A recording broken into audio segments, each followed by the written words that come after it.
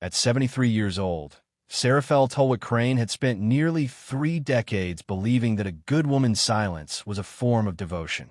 She had cooked, hosted, grieved, and endured. She had folded herself into the shape of a wife, a stepmother, a caretaker, and eventually a widow, all within the walls of a life that had been handed to her like a gift, but slowly revealed itself to be something far more complicated. When Zebediah Crumholtz died on a cold February morning, Seraphelle assumed the worst was behind her. The grief, the loneliness, the long nights sitting beside a man whose breathing had grown shallow and strange. She assumed the will reading would be the last difficult thing. A formality, a closing of accounts. She was wrong. What happened inside that attorney's office on a gray Thursday afternoon didn't just strip her of money or property. It stripped her of 28 years. It told her, in the careful legal language of a dead man's final document, that she had never quite counted. Before we jump back in, tell us where you're tuning in from, and if this story touches you, make sure you're subscribed, because tomorrow I've saved something extra special for you. Seraphelle had been 45 years old when she met Zebediah Crumholtz at a municipal library fundraiser in Dunmore, Pennsylvania. She was volunteering at the registration table, wearing a green wool cardigan she'd owned since her 30s, and he had walked in 20 minutes late with snow still melting on his coat shoulders. He was 58, recently widowed, and carried himself with the particular heaviness of a man who had been important for a long time and wasn't sure who he was without an audience. He was a property developer, successful enough that his name appeared on 3 buildings in the downtown corridor and a small business park off Route 6. His first wife, Nadine, had died of pancreatic cancer 14 months earlier. His 3 children, Findwick, Thessaly, and Rondiver, were all adults by then, scattered across careers and resentments and the specific grief that comes from watching a parent remarry too soon. Zebediah asked Seraphelle for a phone number that same evening. She gave it to him after some hesitation, and he called 2 days later, and by spring they were having dinner twice a week at a quiet Italian place on Maple Street where nobody bothered them. He was charming in a restrained way, the kind of man who listened carefully and remembered small details. He recalled that she took her coffee with 1 sugar and no milk. He remembered that her mother had grown dahlias. He asked follow-up questions about things she'd mentioned weeks before, and she found this both flattering and slightly unnerving, as though he were studying her. They married in October of 1997, a small ceremony at a botanical garden with fewer than 30 guests. Seraphelle wore ivory, not white, and carried a bouquet of late-season dahlias in her mother's honor. Zebediah cried during the vows, which surprised her. She hadn't taken him for a man who cried easily, and the sight of it softened something in her chest that had been guarded for a long time. Findwick was 31 at the time of the wedding. Thessaly was 28. Rondiver was 25. None of them attended the ceremony. Findwick had sent a card with a generic printed message and his name signed in blue ballpoint. No personal note. Thessaly had called Zebediah the week before to tell him she thought he was making a mistake and that the timing was disrespectful to their mother's memory.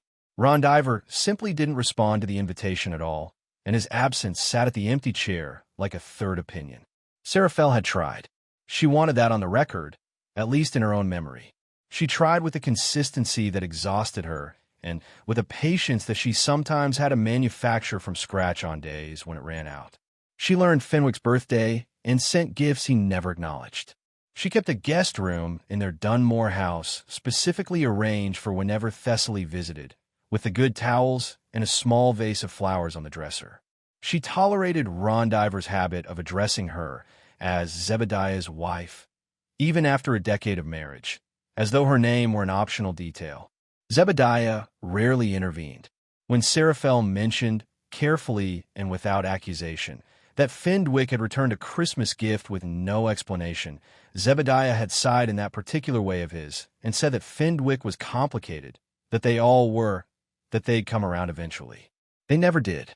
But Seraphelle stayed anyway, because she had made a promise and because she believed, for most of those 28 years, that Zebediah loved her. There were moments that confirmed it. The way he reached for her hand during thunderstorms. The birthday letter he wrote her every year without fail. Always handwritten, always specific, always signed the same way. The fact that he never once made her feel stupid for not having a college degree, which his children managed to imply at least twice a year. But there were distances, too. A home office she was asked not to enter without knocking. Weekend trips he described vaguely as property checks in towns she didn't recognize. A quietness about his finances that he framed as protection, telling her he'd taken care of everything, that she'd never need to worry. She didn't press him. She trusted the letter he wrote her every birthday. She trusted the hand that reached for hers in thunderstorms. Zebediah died on a Tuesday in February, found by Seraphelle when she brought his morning tea at 7:30. He had gone his sleep, which the doctor later confirmed was cardiac arrest, sudden and painless.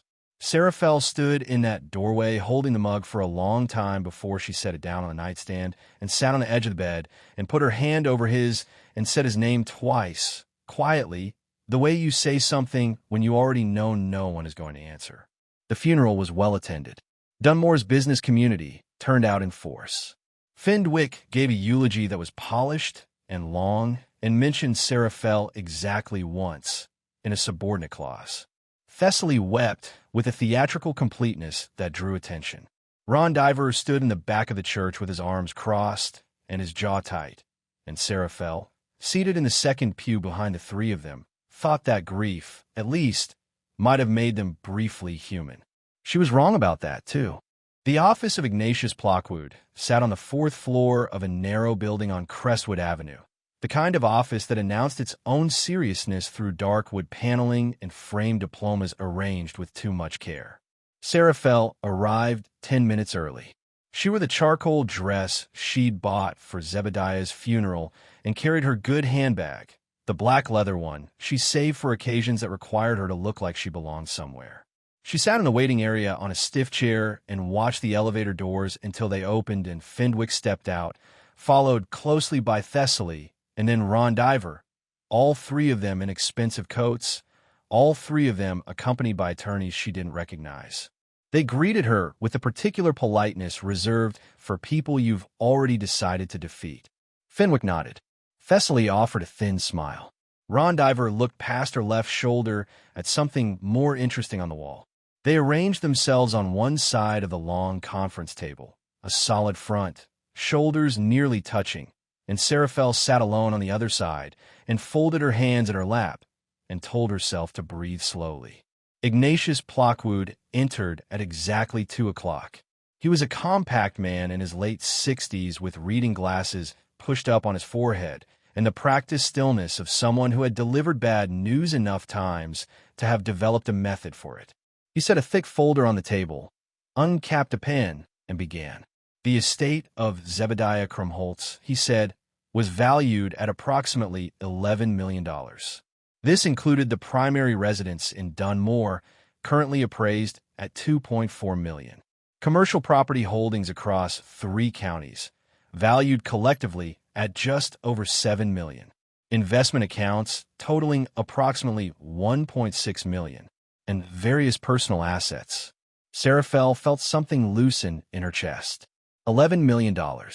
28 years of marriage. Whatever Zebediah had done with his distance and his locked office and his unexplained weekends, he had built something substantial, and surely, he had remembered her in it. Plockwood continued reading. The Dunmore residence, in its entirety, to Findwick Crumholtz, Thessaly Crumholtz Vale, and Ron Diver Crumholtz, to be divided or liquidated as they agreed among themselves. The commercial holdings, same distribution, 3 equal portions to the 3 children. The investment accounts, same. Across the table, Thessaly was already writing something in a small leather notebook. Ron Diver had uncrossed his arms and was sitting forward now, alert in the way people get when numbers are going in their direction. Findwick's attorney leaned close and whispered something, and Findwick gave a single, small nod. Seraphelle's hands tightened in her lap. Plockwood paused, turned a page, and when he looked up at her, his expression carried the particular weight of a man about to do something he'd argued against. Mrs. Tullwick-Crane, he said, the will addresses you specifically. and I'm required to read the relevant passage verbatim. He looked down at the document. Zebediah's words, read in Plockwood's careful monotone, were these: Seraphelle has been a companion and a capable manager of my household for the duration of our marriage. She has lived well. She has wanted for nothing that I did not provide. I have fulfilled my obligations to her completely through the comfort and security she enjoyed during my lifetime. My primary duty, as it has always been, is to my children and to the continuation of what I built. They are my blood and my legacy. Seraphelle heard the words. She absorbed them the way you absorb a physical impact, with a strange delay between the moment of contact and the moment of pain. To Seraphelle Tullwick-Crane, Plockwood continued, I leave the contents of the storage unit registered in my name at Kellner Self-Storage on Route 9 in Brackenmore, Maine. Unit number 14. The key is enclosed. She is asked to vacate the Dunmore residence within 30 days. The room was very quiet. Fenwick was the first to speak. He cleared his throat and said that they appreciated the efficiency of the process and that they'd like to discuss a timeline for the property listing as soon as possible. His attorney was already producing documents. Thessaly closed her leather notebook with a soft click. Ron Diver leaned back in his chair and looked at the ceiling with the expression of a man whose afternoon had gone exactly as planned. Plockwood slid a small brown envelope across the table to Seraphelle. Inside was a single key on a plain metal ring and a folded index card with Zebediah's handwriting on it. Unit 14, Kellner Self-Storage, Brackenmore, Maine. Go yourself. Go soon. Don't tell anyone where you're going. I know this looks like nothing. It isn't. All my love, always Z. Seraphelle picked up the envelope. She stood. She did not look at Fenwick or Thessaly or Ron Diver. She walked to the door and through it and down the hallway to the elevator, and she pressed the button and stood there, very still, until the doors opened. She made it to her car before she allowed herself to feel any of it. The first thing Fenwick did was change the alarm code. He called Seraphelle the morning after the will reading at 7:45, before she'd finish her first cup of coffee, to let her know the code had been updated for security purposes and that she should call him directly if she needed to come and go after 8 in the evening. His voice was pleasant about it. That was the part that stayed with her longest, the pleasantness. The way cruelty delivered in a reasonable tone becomes almost harder to argue with than cruelty delivered with heat. She was still living in the house. Her house, the house she had maintained and cleaned and filled with careful attention for 28 years, and she now needed Fenwick's permission to unlock it after dark. The 30 days that followed had a particular quality that Seraphelle struggled to name at first. It wasn't grief exactly, though grief was present. It was more like being slowly made transparent, like watching yourself become something the room looked through rather than at. Thessaly arrived on day 3 with a woman she introduced as an estate liquidator. They moved through the house together, while Seraphelle sat at the kitchen table with her coffee, and she could hear them in the adjacent rooms, discussing values and conditions and projected sale prices. Thessaly's voice carried the bright efficiency of someone sorting through a hotel room after checkout. Nothing personal, just inventory. The dining table that Seraphelle had refinished by hand in 2009. The set of copper pots she'd bought at an estate sale in Vermont. The small oil painting of a harbor that Zebediah had given her for their 10th anniversary. All of it discussed in the language of furniture. At one point, Thessaly appeared in the kitchen doorway and said, without quite meeting Seraphelle's eyes, that the painting over the mantel was technically part of the estate's personal property holdings and would need to stay. Seraphelle looked at her for a long moment and then said, very quietly, that she understood. Ron Diver came twice. The first time to measure rooms. The second time with a contractor who talked about opening up walls and replacing the original woodwork that Seraphelle had spent years polishing back to its original warmth. She sat in the garden while they were inside, on the bench she'd placed under the oak tree in the back corner, and she looked at the bed she'd planted over 2 decades and thought about what it meant to tend something that would outlast your right to stand next to it. The nights were the worst of it. She would lie in the bedroom she'd shared with Zebediah for 28 years and stare at the ceiling and run the numbers the way you run numbers when panic has nowhere else to go. She was 73. She had a modest amount in a personal savings account, money she'd set aside over the years from the household budget, careful and quiet about it the way women of her generation learned to be careful and quiet about money. It amounted to just under $40,000, enough for perhaps 2 years of modest living if she was disciplined. After that, nothing. She had no pension. She had not worked since 1994, and the world that might have hired her then had moved so far past her skills that the distance felt physical. The Brackenmore storage unit was probably worthless. She told herself this on the nights when the fear got loudest. A storage unit on Route 9 in a Maine town she'd never heard of was probably full of old files, outdated equipment, the kind of thing a man clears out of his office and pays $10 a month to forget. She was clinging to an index card with 8 words on it and calling it hope, and some nights that felt delusional. Other nights, she took the index card out of the brown envelope and read it again. I know this looks like nothing. It isn't. She had trusted Zebediah for 28 years. She had trusted him when he said her name like it mattered. She had trusted the birthday letters, every one of them specific and true. She had trusted the hand that reached for hers in thunderstorms. She had made the choice to trust him fully, and he had left her with his storage unit key and 30 days to disappear. On day 26, she overheard Fendwick and Ron Diver talking in the study with the door half open. Fendwick was saying that the Dunmore market was moving fast and that they should list by April if possible. Ron Diver said the storage unit bequest was almost funny, that their father had a strange sense of humor. Fendwick said it was guilt, not humor, and that women like Seraphelle always mistook guilt for love. She stood in the hallway and held very still and let the words settle into her like sediment. Then she went upstairs and finished packing. Seraphelle left Dunmore on a Thursday morning in late March, before Fendwick arrived to oversee the handover of the house keys. She had arranged to drop them with Plockwood's office instead, a decision she'd made without announcing it to anyone, and the small private satisfaction of that choice was the closest thing to power she'd felt in 30 days. She loaded her car in 2 trips. For bags, a box of books, a box of kitchen things she'd bought herself over the years and could prove were hers, and the small harbor painting that Thessaly had told her to leave behind. She took it anyway. She wrapped it in a pillowcase and laid it flat across the back seat. And if anyone wanted to argue about it, they could find her in Brackenmore, Maine. The drive north took just under 6 hours. She stopped once, at a rest area outside Augusta, to use the bathroom and drink the last of the coffee she'd made that morning in a travel mug she'd owned since 2004. She sat in the parking lot for 15 minutes watching other drivers come and go, families with children, a man walking a large dog in slow circles, a teenage girl asleep in the passenger seat of a pickup truck with her head against the window. Everyone going somewhere with the comfortable assumption that somewhere existed for them. Seraphelle finished her coffee and pulled back onto the highway. She looked up Brackenmore the night before on her laptop. Population 1,840. Incorporated 1887.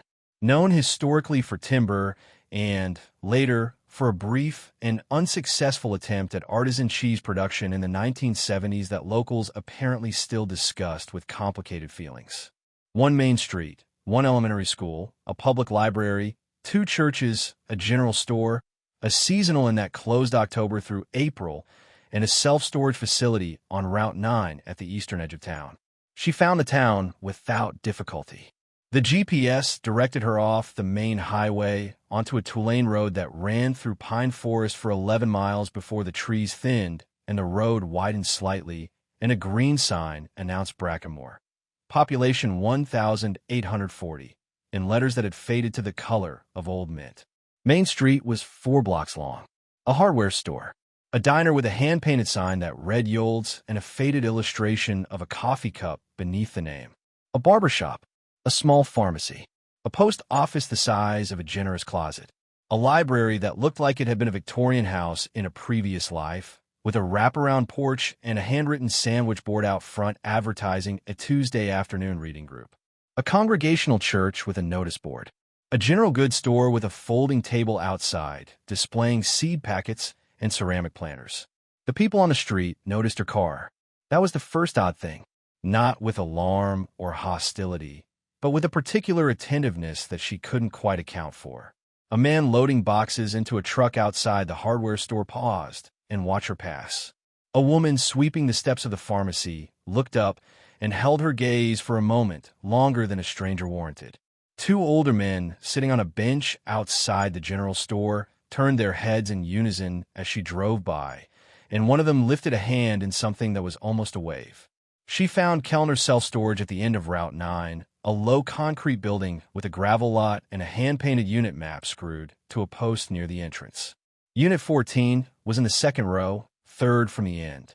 She parked and sat for a moment with the key in her hand. The key was small and ordinary, the kind that comes with a padlock bought at a hardware store. Nothing ceremonial about it. Nothing that suggested what might be on the other side of the door. She got out of the car. The padlock opened on the first try. She gripped the handle at the base of the rolling door and pulled, and the door rattled upward on its track and let in the thin March light, and Seraphelle stood in the entrance and looked at what was inside. It was not files. It was not old office equipment. The unit was clean and dry and smelled faintly of cedar. Along the left wall stood a set of metal shelving units holding labeled bankers' boxes, dozens of them, stacked with the precise organization she recognized from Zebediah's home office. Along the right wall, covered by a moving blanket, was something large and rectangular. She pulled the blanket back and found a painting, large, oil on canvas, a landscape she didn't recognize but that was clearly valuable, the kind of painting that hangs in a house with a name.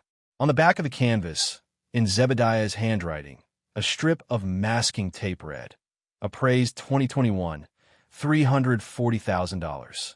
And on the shelf directly at eye level, centered with obvious intention between the rows of boxes, was a cassette tape in a clear plastic case. A strip of white label tape across the front read, in faded blue marker, "For Sarah. Play this first. 1989. She picked it up with both hands. She didn't have a cassette player. This struck her as almost funny, standing in a storage unit in Brackenmore, Maine, holding a tape from 1989 with her name on it, and having absolutely no means of playing it. She stood there for a moment, turned the cassette over in her hands, looked at the handwriting on the label, and then put it carefully in her coat pocket and went to find one. The diner on Main Street seemed like the best starting point. She pushed open the door, and a small bell announced her arrival, and the smell of coffee and bacon and something baking hit her with the particular force of a place that has been doing the same things well for a long time.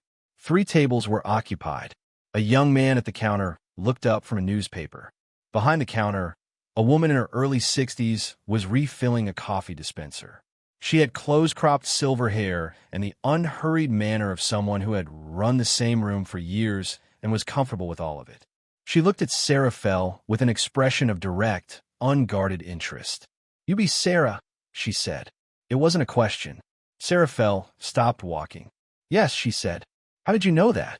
The woman set down the coffee dispenser and wiped her hands on a cloth tucked into her apron.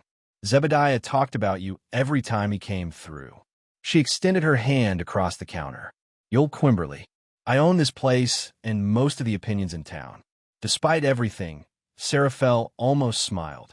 She explained about the cassette tape, and Yoel didn't hesitate.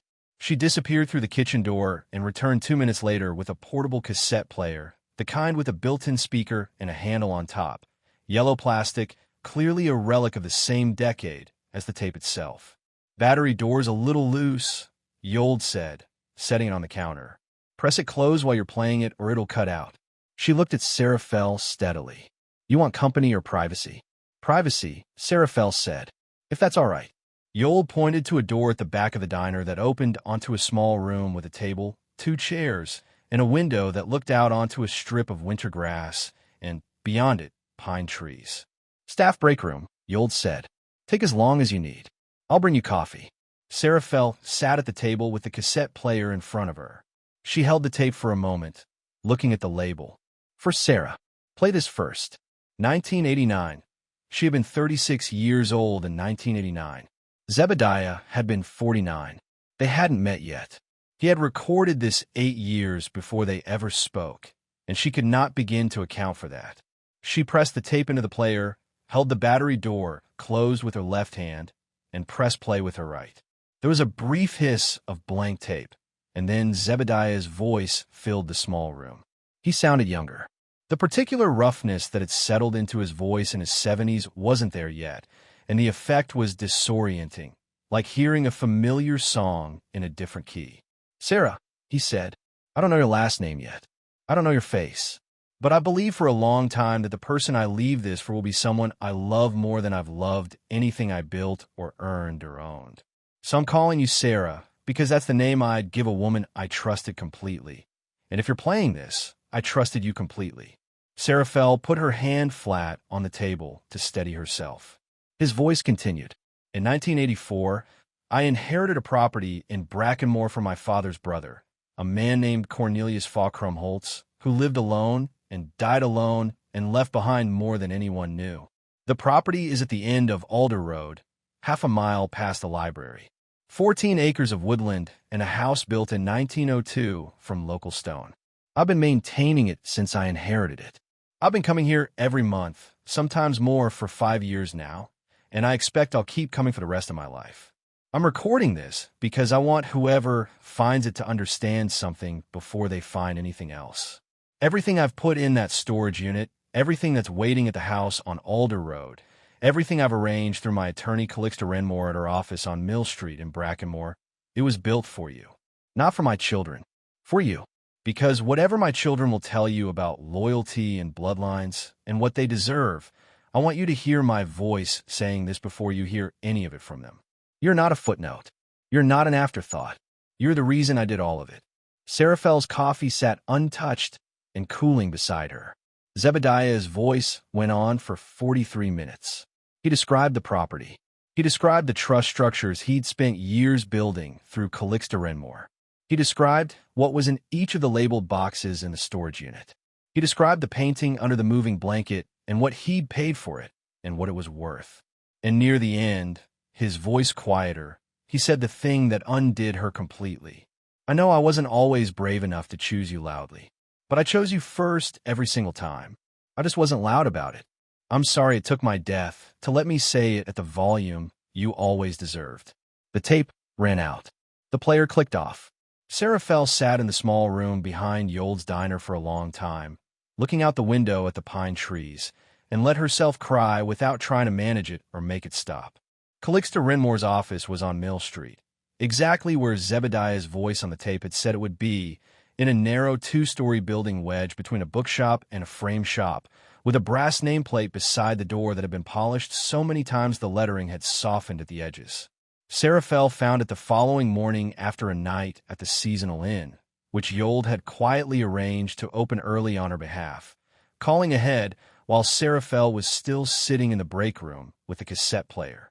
Calixta Renmore was 67, small and precise, with reading glasses on a beaded chain and the kind of handshake that tells you immediately a person means what they say. She stood when Seraphelle entered, came around the desk, and took both her hands briefly before directing her to a chair. "I've been expecting you since February," Calixta said, sitting back down and opening a folder that was already on her desk, already tabbed and organized. "When Zebediah passed, I gave you time. He told me you'd need it."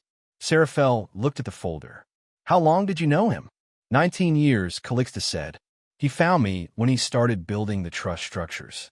He said he needed an attorney his children had never heard of in a town they'd never visit, and that discretion was the most important quality he was looking for." She paused. He was also just a decent man to work with. That helped. She spent the next 2 hours walking Seraphelle through everything. The property on Alder Road was titled in Seraphelle's name and had been since 2004, transferred as a standalone gift and structured with the same legal care Zebediah had applied to everything else he'd built over 5 decades.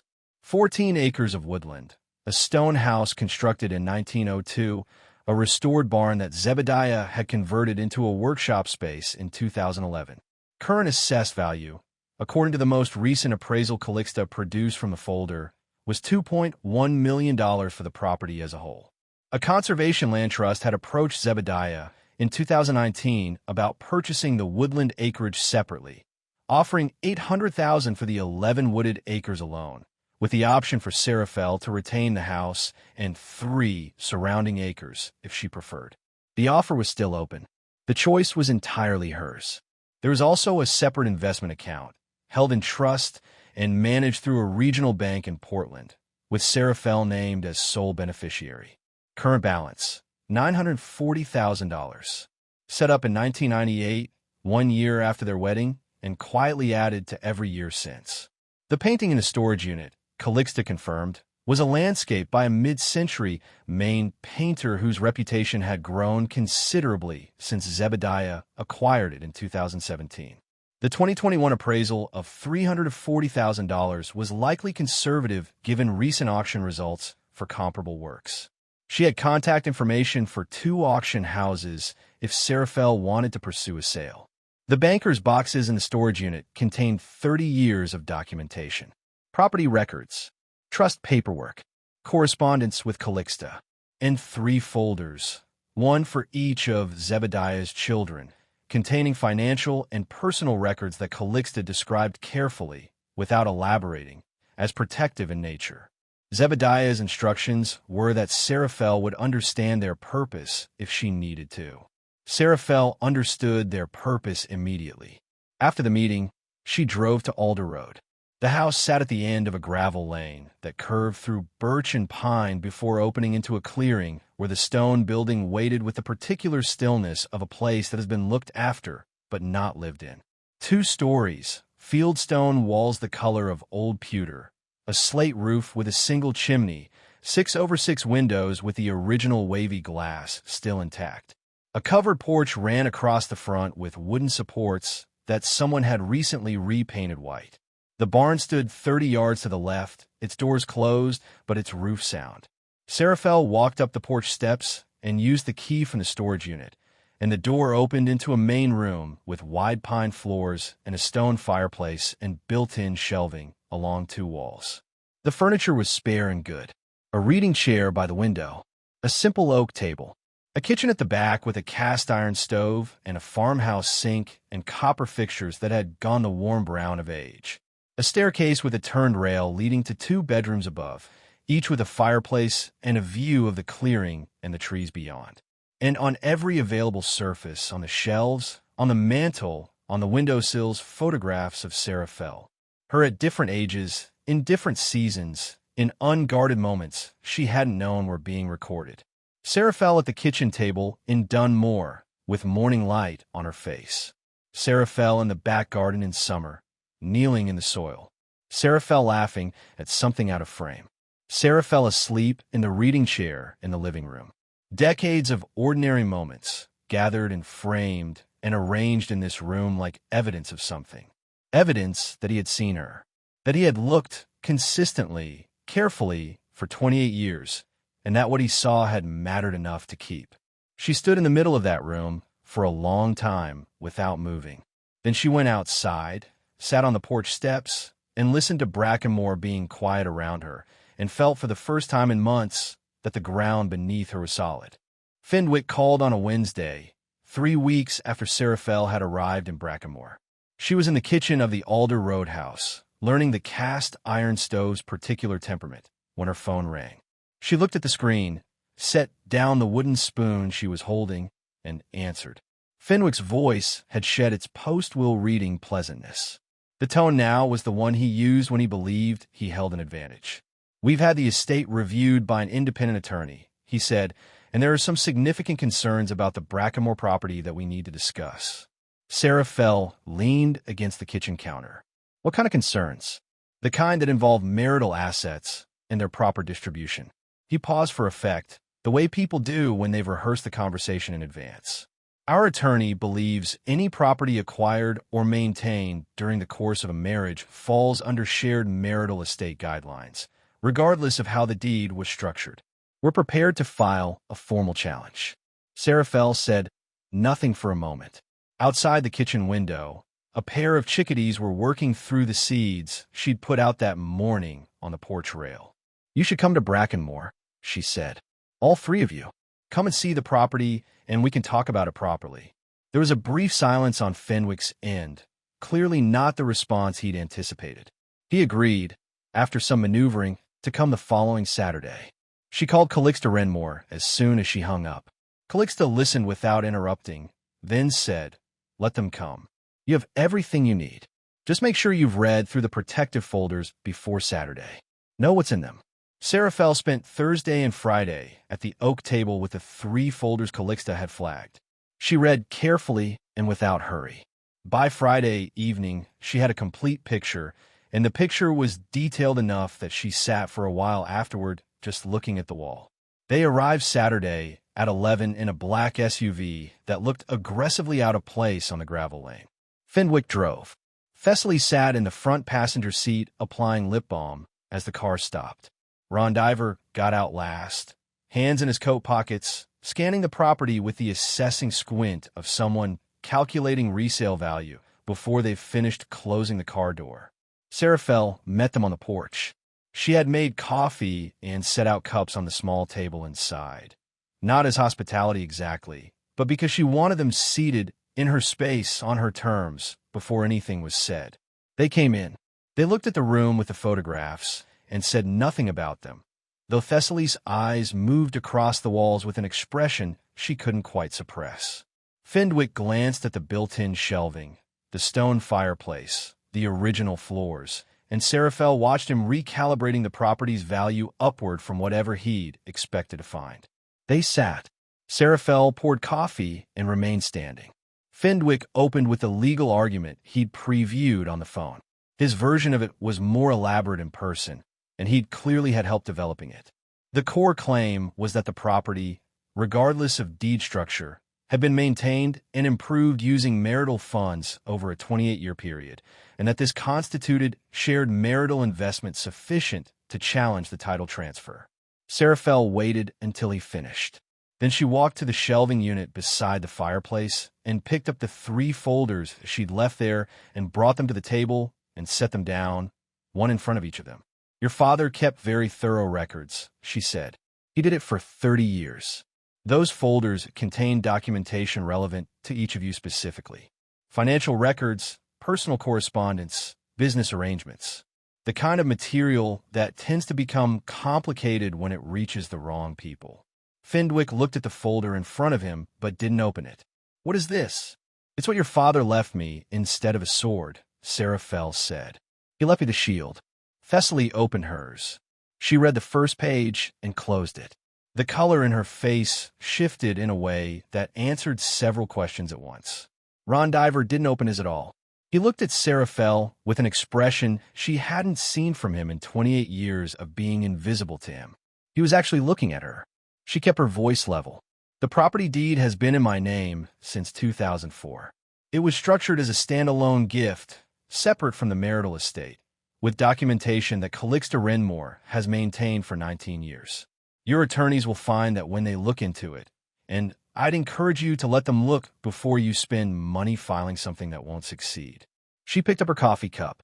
"Your father built the trust structures for your inheritances himself. You'll find them more complicated than you expected when you try to access the funds. That was his decision, not mine, and I had no part in it. But I know about it, and I want you to know that I know." The room was quiet enough that the birch trees outside were audible, their branches moving in the late March wind. Fenwick looked at his folder for a long moment. Then he looked at Seraphelle with an expression that was not quite respect, but was the thing that lives in the same neighborhood as respect when pride won't allow the real thing in. "We'll need to consult with our attorneys," he said. "Of course," Seraphelle said. "Take your time." They left 40 minutes later. The black SUV went back down the gravel lane and turned on an alder road and disappeared into the trees. Seraphelle stood on the porch and watched it go, then went inside and washed the coffee cups and stood at the kitchen window, watching the chickadees return to the porch rail. She felt very calm, the kind of calm that lives on the other side of fear once you've walked all the way through it. 6 months after Seraphelle Tullwick-Crane arrived in Brackenmore with 4 bags and a box of books and a harbor painting wrapped in a pillowcase, the chickadees had learned her schedule. They knew she came out at 7:15 with the seed tin. They knew she sat on the porch steps with her coffee after that. And they'd gotten close enough that the boldest one, a small bird she'd privately named Cornelius after the great uncle who'd started all of this, would land on the rail within arm's reach and regard her with the frank curiosity of someone who had decided she was trustworthy. She had not expected to find comfort in birds, but Brackemore had been full of things she hadn't expected. Fenwick's legal challenge had dissolved within 2 weeks of the Saturday meeting, exactly as Calixta had predicted. The documentation was too solid, the deed transfer too cleanly executed, the protective folders too persuasive in their implications. Plockwood had called to confirm the estate was fully settled and closed. He'd sounded relieved, she thought, in the way people do when a prolonged, unpleasant thing finally stops. The Dunmore house had sold in June after sitting on the market for 4 months longer than Fenwick had anticipated. The historical preservation restrictions Zebediah had quietly built into the deed years earlier had slowed the process considerably, requiring committee reviews and a structural assessment and a negotiation about the original woodwork that added weeks to the closing. The siblings had netted significantly less than the $2.4 million appraisal had suggested, and the trust structures governing their inheritances had proven, on closer inspection, to be exactly as complicated as Zebediah had designed them to be. Seraphelle knew this because Calixta knew things, and Calixta told her what she needed to know. She didn't feel triumphant about any of it. That surprised her. She had expected some satisfaction, some sense of the scales correcting themselves, and instead what she felt was closer to tiredness, the specific tiredness of having carried something heavy for a long time and finally being allowed to set it down. What she felt instead of triumph was Brackemore. Yold Quimberley had become the closest thing to a best friend Seraphelle had known since her 30s. They had coffee at the diner on Tuesday and Thursday mornings, and Yold talked about the town with the particular affection of someone who had chosen to stay somewhere and never regretted it. She introduced Seraphelle to people without ceremony, just brought her into conversations, included her in the Tuesday reading group at the library, invited her to the Congregational Church without pressure and without disappointment when Seraphelle sometimes declined. Ptolemy Creech, who was 81 and had lived in Brackemore since birth and remembered when Route 9 was unpaved, told her one afternoon that Zebediah had paid for the library's heating system in 2015 when the town budget couldn't cover it. Wouldn't let them acknowledge it publicly, Ptolemy said. Just said a library that was too cold to sit and wasn't doing its job. Sersham Becky, the young woman who ran the bookshop next to Calixta's office, told Seraphelle that Zebediah had bought $300 worth of books from her every time he came through town and always asked her to choose them herself. He said a bookseller's instincts were worth trusting, Sersha said, and he was right, though I never told him that directly, and I wish I had. Seraphelle had spent the summer restoring the barn. She'd hired 2 brothers from town who worked carefully and charged fairly, and by August the space had been cleaned out and insulated and fitted with long work tables and good lighting and a small wood stove for the coming winter. She wasn't entirely sure yet what it would become. She had several ideas, and she was allowing herself the unfamiliar luxury of not deciding too quickly. One idea was a weekly gathering space for women in the region who were navigating the particular uncertainties of later life. Widowhood, displacement, the feeling of having spent decades inside someone else's story and arriving at 70-something without a clear sense of the plot going forward.